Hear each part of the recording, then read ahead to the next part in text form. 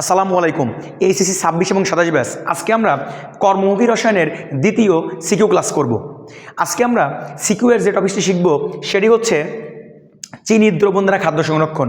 চিনি দ্রবণ দ্বারা খাদ্য সংরক্ষণ এই প্রক্রিয়াটা পরীক্ষার জন্য ভেরি ভেরি ভেরি ইম্পর্টেন্ট। কেন? তার প্রমাণটা তুমি স্বচক্ষে দেখে নাও। দেখো কতবার একটা কোশ্চেন আসছে, এই কোশ্চেনটা বোর্ড পরীক্ষার জন্য কী পরিমাণ ইম্পর্টেন্ট তুমি এই দিকে তাকালেই বুঝতে পারবা। দেখো একই কোশ্চেন কতবার আসছে বিভিন্ন জায়গাতে। এটা রাজশাহী বোর্ড 21 সাল 23 সালে আসছে, 25-এ আসেনি। তার মানে নেক্সট টার্গেট কিন্তু তুমি যদি রাজশাহী বোর্ড থেকে পরীক্ষা দাও তাহলে তোমার এখানে আসার সম্ভাবনা কিন্তু এটা খুবই বেশি, মানে খুবই বেশি। সুতরাং আজকে আমরা বেসিক সহ শিখব কীভাবে চিনি বা সুক্রোজ বা C12H20O11 এটা চিনি বা সুক্রোজেরই সংকেত দেওয়া, এইটা দ্বারা তুমি কীভাবে খাদ্যটাকে সংরক্ষণ করে রাখবা। আগে বেসিক শিখব, দেন আমরা ব্যাখ্যা শিখব। তো চলো আমরা বেসিকটাকে ক্লিয়ার করে আসি। কোশ্চেন আমরা লাস্টে সলভ করবো। হ্যাঁ, ফার্স্ট ক্লাসে আমরা যেমন ইডিডিএ শিখছিলাম সেম একইভাবে আজকে আমরা সুক্রোজ শিখবো। বেসিক ক্লিয়ার করলে এগুলো এমনি তুমি পারবা। চলো ফার্স্টে আমরা পাত্র অঙ্কন করি। ধরে নাও এটি বেশি ঘনত্বের দ্রবণ, এটি কম ঘনত্বের দ্রবণ, আর এই যে মাঝে যেটা দেখতে পাচ্ছ এটি হলো অর্ধভেদ্য পর্দা। তাহলে কি দাঁড়াইলো? বেশি ঘনত্বের দ্রবণ, কম ঘনত্বের দ্রবণ, অর্ধভেদ্য পর্দা। আমি এখন যে কাজটা করবো সেটা হচ্ছে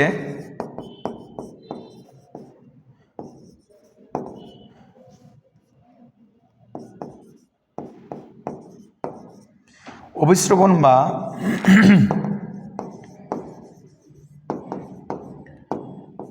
অসমোসিস প্রক্রিয়া, অভিস্রবণ বা অসমোসিস প্রক্রিয়াকে শিখব। মনে রাখবা অভিস্রবণ জিনিসটা কি? যদি দুইটা ভিন্ন ঘনত্বের দ্রবণ একটি অর্ধভেদ্য পর্দা দ্বারা পৃথক থাকে তাহলে পরে কম ঘনত্বের দ্রাবকণুগুলো বেশি ঘনত্বের দ্রবণের দিকে চলে যায়। এই প্রক্রিয়াটাকেই বলা হয় মূলত অভিস্রবণ। আমি আবার বলছি, তোমরা সবাই জানো যে দ্রবণ ইকুয়াল টু দ্রাবক যোগ কি দ্রব্য। তাহলে মনে রাখবে একটা কথা, যে বেশি ঘনত্বের দ্রবণ এবং কম ঘনত্বের দ্রবণ যদি কোনো অর্ধভেদ্য পর্দা দ্বারা পৃথক অবস্থায় থাকে তাহলে পরে যেটার ঘনত্ব কম, এই কম ঘনত্বের দ্রবণ থেকে কোন অণু দ্রাবক অণু, কোনটা দ্রাবক কোন দিকে যায়? বেশি ঘনত্বের দিকে ছুটে যায় এই অর্ধভেদ্য পর্দা ভেদ করে। তোমরা সবাই জানো যে অর্ধভেদ্য পর্দা দ্বারা কিন্তু দ্রব্য পাস হতে পারে না, কে যায়? শুধুমাত্র দ্রাবক যায়। তাহলে দ্রবণ থেকে দ্রাবকের অণুগুলো যদি বেশি ঘনত্বের দ্রবণের দিকে চলে যায়, এই প্রক্রিয়াটাকে বলা হয় অভিস্রবণ বা অসমোসিস প্রক্রিয়া। তুমি যদি এই অভিস্রবণ বা অসমোসিস প্রক্রিয়াটা পারো তাহলে চিনি দ্রবণ দ্বারা খাদ্য সংরক্ষণ তুমি পারবা। আমরা যদি ছোট্ট একটা উদাহরণ দিয়ে বলি তোমাকে, সাপোজ তুমি ধরো একটা গ্লাস নিছো, এই গ্লাসের মধ্যে ধরো তুমি পানি দিছো, এই গ্লাসে পানি দিছো, এবার এর মাঝখানে একটা তুমি ছোট্ট কিসমিস রেখে দিছো, কিসমিস রেখে দিছো। তুমি দেখবা যে কিসমিসের ভেতরের অংশটা কি গাঢ় না? অনেক অনেক গাঢ় কিন্তু হয়, তাই না? ওটা কিন্তু অনেক তোমার হচ্ছে আঠালো হয়। তার মানে কি? বেশি ঘনত্ব। আর এই যে চারিদিকে পানিটা, এই পানিটা কিন্তু কম ঘনত্ব। তাহলে পরে কী ঘটনা ঘটবে এখানে? কী ঘটনা ঘটবে এখানে? এই যে তোমার কিসমিসটা আছে, এই যে কিসমিসটা আছে, এই কিসমিসটার বাইরের দিকের কিন্তু একটা আবরণ আছে, অর্ধভেদ্য আবরণ। কারণ তোমরা দেখছো যে আঙ্গুর ফল শুকালে কিন্তু কিসমিস হয়। আঙ্গুর ফলের উপরের দিকে একটা পাতলা কি তোমার খোসাটা পাওয়া যায় না? ওই যে পাতলা খোসাটা, ওটা কিন্তু অর্ধভেদ্য ঝিল্লি। তার মানে কি? এই যে বাইরের দিকে কম ঘনত্বের দ্রবণ পানি থেকে, এই মানে দ্রবণ থেকে এই দ্রাবক অণুগুলো এই কিসমিসের ভেতরের দিকে ঢুকবে এই অর্ধভেদ্য পর্দা ভেদ করে, অর্থাৎ অসমোসিস প্রক্রিয়ায়, যার ফলে কিসমিসটা ফুলে কিন্তু টসটসা হয়ে যাবে। এই যে প্রক্রিয়াটা, এটাই মূলত কি বলতো? অভিস্রবণ বা কি অসমোসিস প্রক্রিয়া। তুমি যদি এইটা ভালো মতো বোঝো, তাহলে তুমি চিনি দ্রবণ দ্বারা খাদ্য সংরক্ষণ আরও ভালো মতো বুঝতে পারবা। চলো একটু আমরা পরবর্তী স্লাইডে চলে যাই। দেখো মনে রাখবে একটা কথা, যে চিনি দ্রবণ আমরা দেখতেছি কি গাঢ় না? অনেকটা আঠালো কিন্তু গাঢ় হয়। এই চিনি দ্রবণ দিয়ে তুমি নানান ধরনের খাদ্য তুমি সংরক্ষণ করে রাখতে পারবা, যেমন জ্যাম, তারপরে তোমার হচ্ছে তুমি ওই মোরব্বা, আমের মোরব্বা, এগুলো কিন্তু তুমি রিল্যাক্সে সংরক্ষণ করে রাখতে পারবা। কেন, কিভাবে এর সংরক্ষণে রাখা যাবে? মনোযোগ দাও একটু। তুমি ধরো এটি একটি, ধরে নাও এটি একটি পাত্র। এই পাত্রের মধ্যে ধরো চিনির রস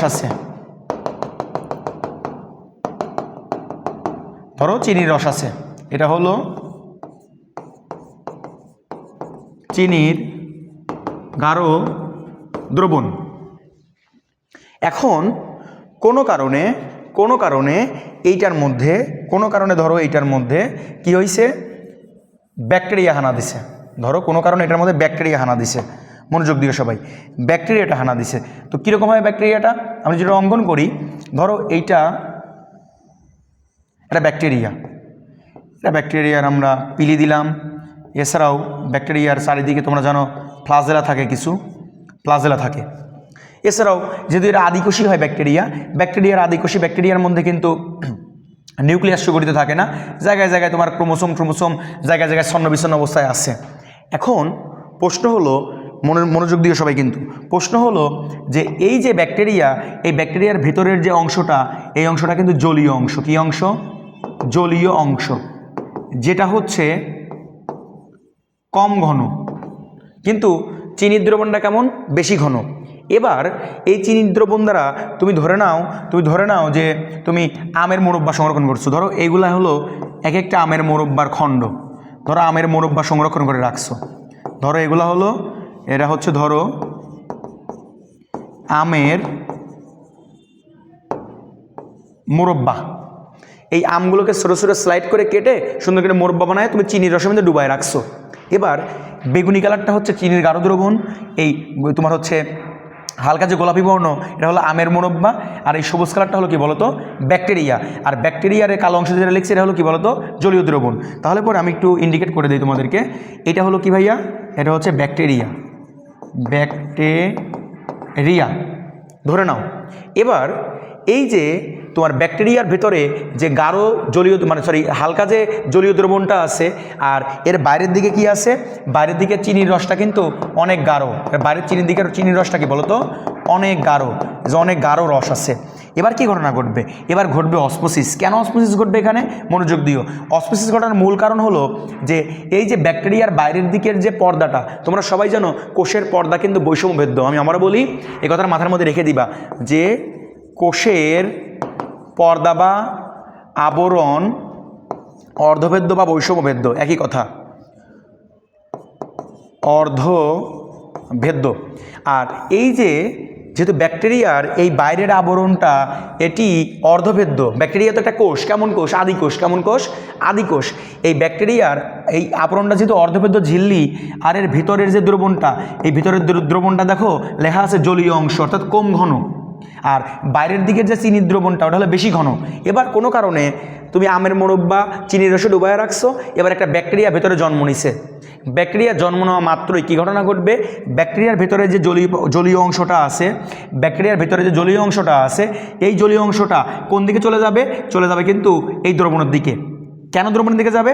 দেখো এইটা বেশি ঘনত্বের দ্রবণ, চিনির দ্রবণ, আর ব্যাকটেরিয়ার ভেতরে এটা হলো কম ঘনত্বের দ্রবণ, যার ফলে কম ঘনত্বের এই জলীয় অংশটা বেশি ঘনত্বের দিকে ধাবিত হবে। কেন? কারণ মাঝখানে যে এই যে ব্যাকটেরিয়ার বাইরের দিকের যে তোমার হচ্ছে পর্দাটা, এই পর্দাটা কিন্তু দেখো কী লিখছি বলো তো? অর্ধভেদ্য। কী ভেদ্য? অর্ধভেদ্য হওয়ার কারণে এটা কিন্তু সোজা এটাকে ভেদ করে চলে যাবে চিনির দ্রবণের মধ্যে। আচ্ছা ভাইয়া বলো তো একটু, যে তোমার পেটের মধ্যে থেকে নাড়ি ভুঁড়ি যদি কেউ বের করে ফেলে, তুমি কি আর বাঁচতে পারবা? কখনোই বাঁচতে পারবা না। সুতরাং মনে রাখবা যে ব্যাকটেরিয়ার এই যে ভিতরে যে জলীয় অংশটা আছে সেটা সোজা চলে যাবে চিনির রসের মধ্যে বা গাঢ় চিনির দ্রবণের মধ্যে, যার ফলে এই ব্যাকটেরিয়া কিন্তু আর বাঁচবে না। ব্যাকটেরিয়া কী যাবে বলো তো? ব্যাকটেরিয়া মারা যাবে। আশা করি আমার কথা বুঝতে পারছো। এইভাবে তোমার ব্যাকটেরিয়াটাকে মেরে তোমার হচ্ছে চিনির গাঢ় দ্রবণগুলো তোমার খাদ্যটাকে সংরক্ষণ করে। তুমি সুন্দর করে এভাবে ব্যাখ্যা দিয়ে লিখে দিবা। একদম ফার্স্ট টু লাস্ট পর্যন্ত। প্রথমে অসমোসিসের ব্যাখ্যা দিয়ে দিবা যে অভিশ্রবণ প্রক্রিয়াটা কি। এরপরে এই যে অভিশ্রবণ প্রক্রিয়ায় যে ব্যাকটেরিয়াটাকে মেরে ফেললো চিনির গাঢ় দ্রবণ, এভাবে যে খাদ্যটা সংরক্ষণ করলো চিনির রস, এই প্রক্রিয়াটা তুমি সুন্দর করে ব্যাখ্যা করে দিবা। যদি পারো, যদি তোমার পক্ষে সম্ভব হয়, তুমি চিত্রটাও দিয়ে দিবা, দিয়ে তুমি এগুলোকে আমের মোরব্বা ধরাই দিবা। এটি একটি পাত্র বলে দিবা, এটি একটি পাত্র, একটা পাত্রের মধ্যে তুমি চিনির রস দিছো, তার মধ্যে তুমি আমের মোরব্বা দিছিলা, এর মধ্যে ব্যাকটেরিয়া জন্ম নিয়েছিল। এবার তীর দিয়ে সুন্দর করে বুঝাই দিবা স্যারকে। দেখবা তুমি এখানে, এটা তো 4 মার্কের জন্য আসে, দেখলে তো কতবার আসছে, 4 মার্কের জন্য যদি আসে তুমি এখান থেকে ফুল মার্ক পাবা কিন্তু। দেখো তাহলে আমার কোশ্চেনটা দেখো, তুমি বোঝো কিনা। এবার দেখো কি করছে কোশ্চেনটায়, আমি পিডিএফ দিয়ে দিব তোমাদেরকে, দেখবা ভিডিও নিচে পিডিএফ আমি দিয়ে দিছি সুন্দর করে, ওই লেখা পিডিএফ থাকবে তোমাদের ওখানে।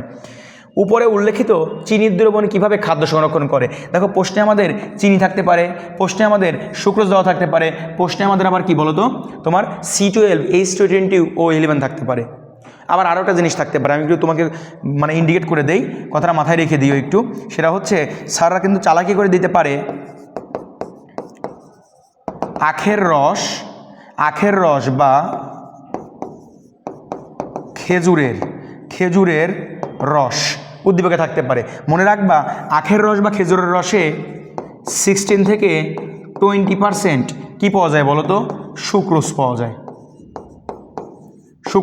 অর্থাৎ তোমার হচ্ছে সংকেত লিখে দিই C, তোমার হচ্ছে 12H22O11। মনে রাখবা আখের রস বা খেজুরের রসে 16 থেকে কত বলতো 20% সুক্রোজ বা তোমার হচ্ছে কি চিনি পাওয়া যায়। এই যে উদ্দীপকে আমার এটা উল্লেখ করা থাকতে পারে, এটা উল্লেখ করা থাকার পরে নিচে বলতে পারে যে উদ্দীপকে উল্লেখিত রসের মধ্যে মেইন যে উপাদানটা পাওয়া যায় এটা কিভাবে খাদ্যটাকে সংরক্ষণ করতে পারে তুমি ব্যাখ্যা প্রদান করো। আশা করি তুমি সুন্দর করে লিখে দিতে পারবা। দেখো বোর্ডে কতবার আসছে, 16 সাল, 21 সাল, 22 সাল, 23 সাল, সিরিয়াল পড়ে গেছে এগুলা, 15, 16, 21, 23, 25। দেখো এর 1 বছর পরই আসছে। তো আমি ধারণাই করতে পারি যে এবছর তোমাদের গতবার যদি প্রশ্ন মানে বোর্ডে না এসে থাকে, তাহলে আমি ধারণাই করতে পারি যে এবার তোমাদের বোর্ডে দেওয়ার সম্ভাবনা অনেক বেশি। আশা করি তোমরা সুন্দর মতো এটা বুঝতে পারছো। যদি কোনো কোশ্চেন থাকে কমেন্ট বক্সে করিও। আর এর পরবর্তীতে তোমরা 3য় ক্লাস করার জন্য প্রস্তুত হও ইনশাল্লাহ। আমি এই চ্যাপ্টারটার কর্মক্ষী রসায়নের প্রত্যেকটা তোমার হচ্ছে ভিডিও যেগুলো সিকিউ তোমাদের পরীক্ষার জন্য ইম্পর্টেন্ট, যে টপিকগুলো পড়ে গেলেই সিকিউতে তুমি কম পাবা, আমি প্রতিটা টপিক একদম ধরে ধরে তোমাকে ব্যাখ্যা দিয়ে দিব। তুমি 26 বেসা হও, 27 বেসা হও, যে বেশি হও না কেন, তুমি এগুলো করে গেলে পরে সিকিউ লেখার বেলায় তোমার অনেক হেল্প হবে। সেটা বোর্ড পরীক্ষা হোক আর স্কুল পরীক্ষা মানে কলেজ পরীক্ষা হোক, তোমার কলেজ পরীক্ষা এবং তোমার হচ্ছে বোর্ড পরীক্ষা উভয় জায়গাতেই তুমি দেখবা যে হুবহু এই কোশ্চেনগুলো আসছে। বাট লেখার সিস্টেমটা একটু বুঝতে হবে আর একটু ভালো করে জাস্ট ব্যাখ্যা করে লিখে দিতে হবে। ফুল মার্ক, কোনো মার্ক কাটার কোনো সুযোগ নেই এখানে। কারণ কেমিস্ট্রি তুমি তো আর বানায় লিখতেছো না, তুমি প্রত্যেকটা কারণ লিখতেছো, এই কারণে এই কারণ হচ্ছে বা এই জিনিস হচ্ছে। আশা করি আমার কথা তোমরা বুঝতে পারছো। এবার তুমি কিন্তু এটা কিন্তু আরেকটা ব্যাখ্যা দিতে পারো যে চিনি কিন্তু আবার পানি, তুমি যদি কোনো খাদ্যের মধ্যে মনে করো যে চিনি দিয়ে দাও, ওখান থেকে কিন্তু পানিও শোষণ করে ফেলে। পানি শোষণ করলেও কিন্তু ওই জায়গায় ব্যাকটেরিয়া জন্মাতে পারে না, খাবারটা কিন্তু ভালো থাকে। তবে এই ব্যাখ্যাটা দেওয়া হচ্ছে যে তুমি মূলত আমি যে ব্যাখ্যাটা তোমাকে শেখাইলাম এটা খুব সুন্দর মতো লিখে দিবা। আশা করি ক্লাসটা তোমরা বুঝতে পারছো। সবাইকে অসংখ্য ধন্যবাদ ক্লাসটা করার জন্য। আসসালামু আলাইকুম।